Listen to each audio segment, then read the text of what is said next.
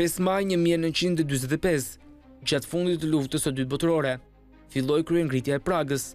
Kjo kryengritje armatosur nisi si një përpjekje e rezistencës çeke për të çliruar qytetin nga okupimi gjerman. Luftimet nëpërmjet rezistencës çeke, të mbështetur nga ushtria e kuqe sovjetike, nga njëra anë, dhe trupave naziste gjermane, nga ana tjetër, do të zgjasnin afro një javë. Në fund gjermanët do të tërhiqeshin nga qyteti. 5 maj 1964, Këshilli i Evropës shpalli 5 majin si ditën e Evropës. Dita e Evropës festohet në 5 maj nga Këshilli i Evropës dhe më 9 maj nga Bashkimi Evropian. Bashkimi Evropian më vonë filloi të festoj ditën e vetë europiane në përkujtim të deklaratës së Schuman të 1950, duke bërë që ajo të referohet nga disa si Dita e Evropës së Bashkuar. Të dy ditët festohen duke shfaqur flamurin e Evropës.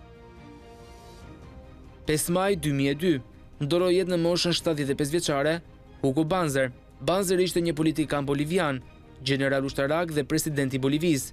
Ai mbajti presidencën e Bolivisë 2 herë, nga 1971 deri në 1978 si diktator dhe pastaj përsëri nga 1997 deri në 2001 si president kushtetues. Banzer vdiq nga kanceri i mushkrive në një klinikë mjekësore.